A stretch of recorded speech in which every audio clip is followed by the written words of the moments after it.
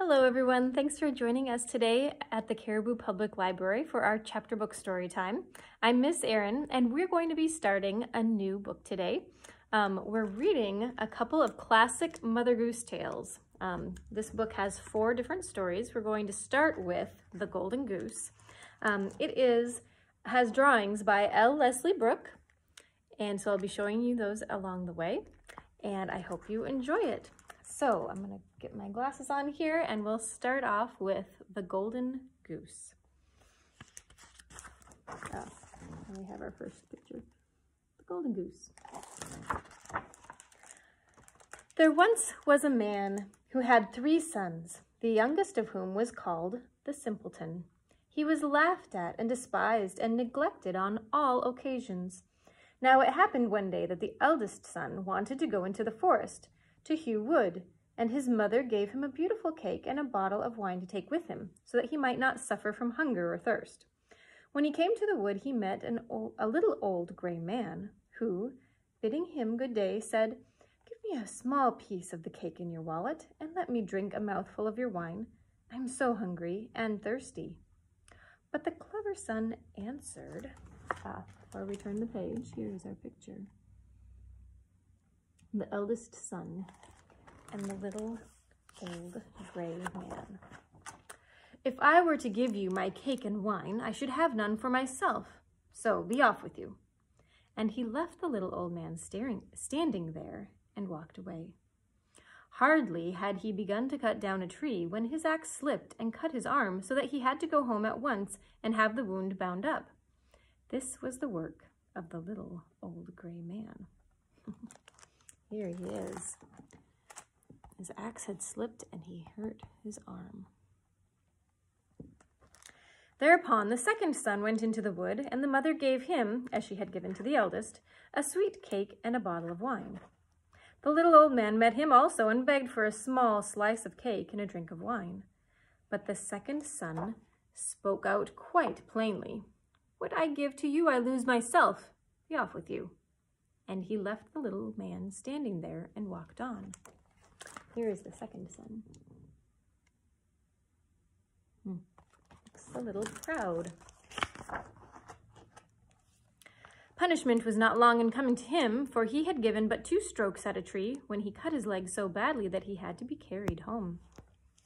Then the simpleton said, "Father, let me go into the forest and hew wood." But his father answered him, "Your brothers have done themselves much harm, so as you, understanding nothing about cutting wood, you had better not try." But the simpleton begged for so long that at last the father said, "Well, go if you like. Experience will soon make you wiser." To him the mother gave a cake, but it was made with water and had been baked in the ashes, and with it she gave him a bottle of sour beer. When he came to the wood, the little gray man met him also, and greeted him and said, "Give me a slice of your cake and a drink from your bottle. I'm so hungry and thirsty." The simpleton replied, "I have only a cake that has been baked in the ashes, and some sour beer, but if that will satisfy you, let us sit down and eat together." So they sat themselves down, and as the simpleton held out his food, it became a rich cake, and the sour beer became good wine. And so they ate and drank together, and when the meal was finished, the little man said, "As you have a good heart and gave so willingly a share of your own, I will grant you good luck. Yonder stands an old tree. Hew it down, and in its roots you will find something." Saying this, the old man took his departure, and off went the simpleton and cut down the tree. Here they are eating together. An illustration.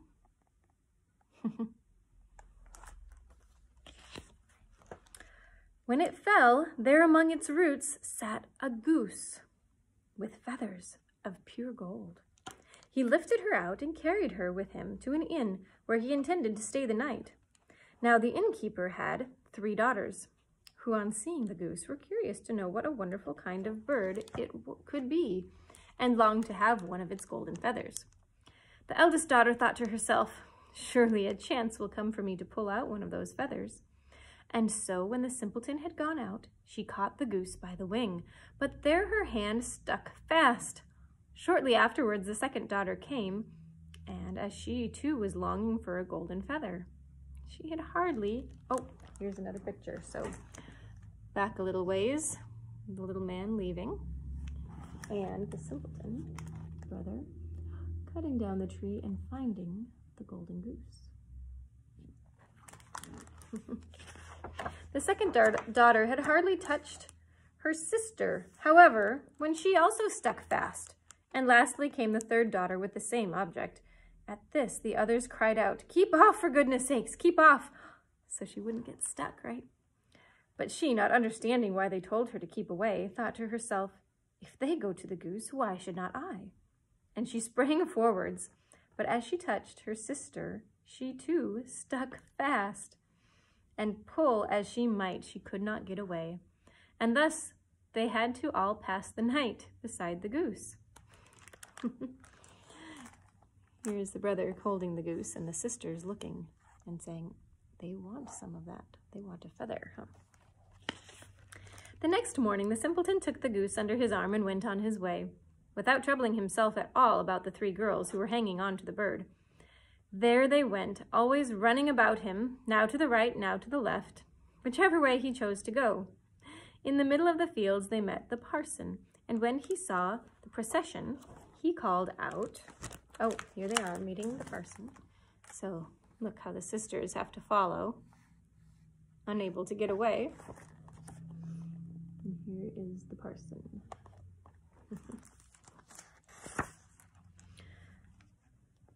Shame on you, naughty girls. Why do you run after a young fellow in this way? Come, leave go. And with this, he caught the youngest by the hand and tried to pull her back. But when he touched her, he found that he could not get away, and he too must needs run behind. Then the sexton came along and saw the parson following on the heels of the 3 girls. This so astonished him that he called out, "Hi, Sir Parson, whither away so fast?" It means, why are you leaving? Or what are you doing so quickly? Do you forget that today we have a christening? And ran after him. He caught him by the coat, but he too remained sticking fast. And as the 5 now ran on, one behind the other, 2 laborers who were returning from the field with their tools came along. The parson called out to them and begged that they would set him and the sexton free. No sooner had they touched him than they too had to hang on, for now there were 7 running after the simpleton and the goose. Why did they get stuck? I don't understand. Here is the mother and the father trying to have their baby christened at the church, but the parson was not available because he was stuck. And here is the long row of people following who cannot get free. In this way they came to a city where a king reigned who had an only daughter who was so serious that no one could make her laugh. Therefore he had announced that whoever should make her laugh should have her for his wife.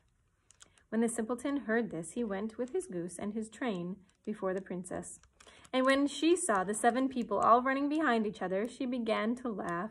And she laughed and laughed until it seemed as though she could never stop. Do you think you would laugh if you saw that happening? All those people running along in a train. Thereupon, the simpleton demanded her for his wife, but the king was not pleased at the thought of such a son-in-law, and he made all kinds of objections. He told the simpleton that he must first bring him a man who could drink off a whole cellar full of wine. At once, the simpleton thought of the little gray man, who would be sure to help him. So off he went into the wood, and in the place where he had cut down the tree, he saw a man sitting who looked most miserable. The simpleton asked him what was the cause of his trouble. Here is the man who looks so miserable. And here's a picture of the king and his daughter who finally laughed when they saw this train of people following the golden goose. Oh, he says, "I have such a thirst," the man answered, "and I cannot quench it. I cannot bear cold water. I have indeed emptied a cask of wine, but what is a drop like that to a thirsty man?" "In that case, I can help you," said the simpleton. "Just come with me, and you shall be satisfied." He led him to the king's cellar, and the man at once sat down in front of the great cask and drank until, before a day was over, he had drunk the whole cellar full of wine.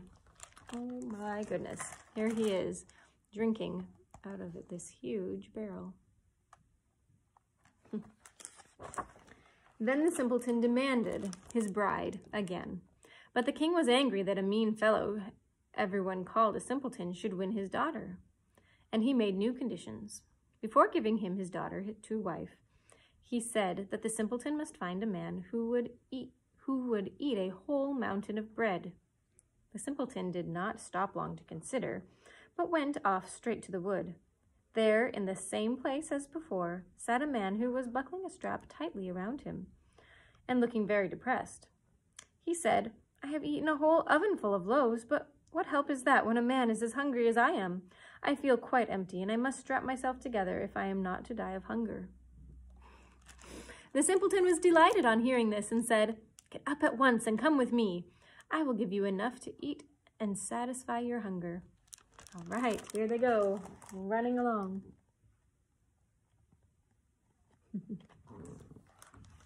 He led him to the king, who meanwhile had ordered all the meal in the kingdom to be brought together, and an immense mountain of bread baked from it.